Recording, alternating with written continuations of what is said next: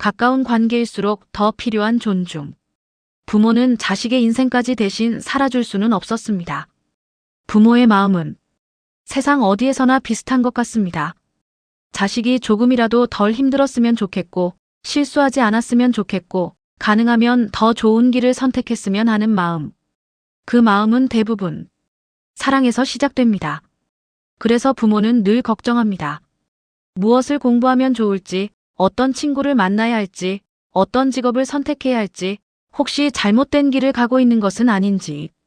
자식보다 먼저 세상을 살아온 만큼 걱정이 생기는 것은 너무나 자연스러운 일입니다. 부모는 많은 것을 경험했습니다. 성공도 해봤고, 실패도 해봤고, 후회도 해봤습니다. 그래서 자식만큼은 자신과 같은 아픔을 겪지 않았으면 좋겠다고 생각합니다. 그 마음은 분명 아름다운 사랑입니다. 하지만 살아가다 보면 사랑과 통제는 생각보다 아주 비슷한 얼굴을 하고 있을 때가 있습니다. 처음에는 조언으로 시작합니다.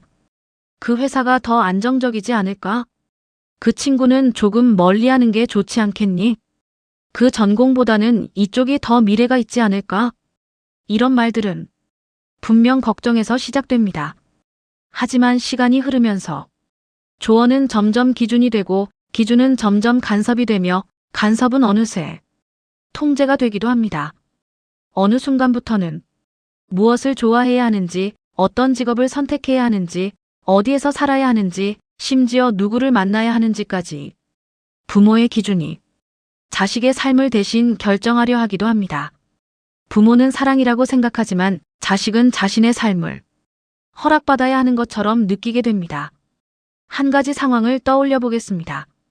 아들이 그림 그리는 것을 정말 좋아합니다. 하지만 부모는 말합니다. 그림으로는 먹고 살기 힘들어. 공무원 시험 준비하는 게 훨씬 낫다. 부모는 현실적인 조언이라고 생각합니다. 하지만 아들은 내 꿈은 믿어주지 않는구나 라고 느낄 수도 있습니다. 이번에는 딸의 이야기입니다. 딸이 결혼을 고민하고 있습니다. 그런데 부모는 계속 말합니다. 그 사람은 직장이 별로야. 우리 기준에는 맞지 않아. 그 사람 말고 더 좋은 사람을 만나라. 부모는 딸이 행복하기를 바랍니다. 하지만 딸은 자신이 사랑하는 사람보다 부모의 허락이 더 중요해진 것 같은 답답함을 느끼기도 합니다. 물론 부모의 역할은 중요합니다. 어릴 때는 잘못된 행동을 바로잡아 주어야 하고, 옳고 그름을 알려주어야 하며, 사람답게 살아가는 기준도 가르쳐야 합니다. 하지만 시간이 흐를수록 부모의 역할도 조금씩 달라져야 합니다. 가르치는 사람에서 믿어주는 사람으로, 붙잡는 사람에서 응원하는 사람으로, 그 변화가 건강한 관계를 만들어갑니다. 결국 부모는 자식의 인생을 대신 살아줄 수 없습니다. 시험도 대신 볼 수 없고, 직장을 대신 다닐 수도 없으며, 결혼도 대신할 수 없습니다. 실패도, 후회도, 책임도 결국은 자식 자신의 몫입니다. 그 과정을 직접 겪으며 사람은 비로소 성장하게 됩니다. 생각해보면 우리가 가장 오래 기억하는 경험들은 누군가 대신 살아준 순간이 아니라 직접 선택했던 순간들입니다. 실수했던 경험도, 후회했던 결정도 돌아 결국 지금의 나를 만들어 주었습니다.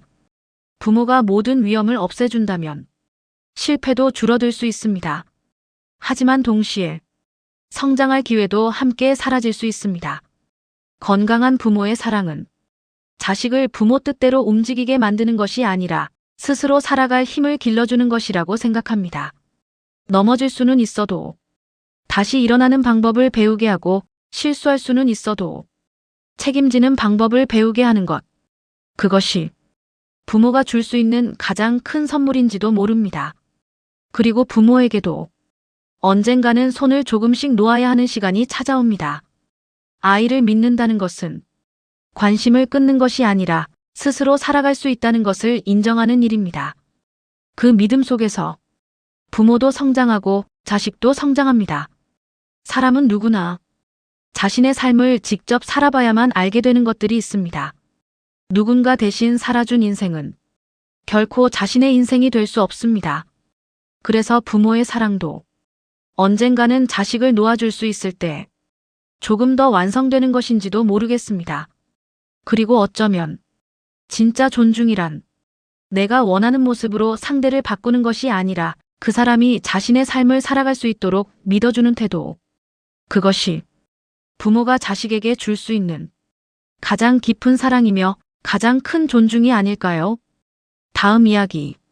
다음 이야기에서는 많은 부모들이 사랑이라는 이유로 무심코 넘기기 쉬운 또 하나의 존중에 대해 이야기해 보겠습니다. 방은 왜 두드리지 않고 들어오세요? 휴대폰은 왜 마음대로 보시는 거예요? 사생활을 존중받지 못한 아이는 어느 순간부터 솔직해지는 대신 숨기는 방법부터 배우게 됩니다. 사생활을 존중받지 못한 아이는 숨기기부터 배우게 된다 해서 함께 이야기해 보겠습니다.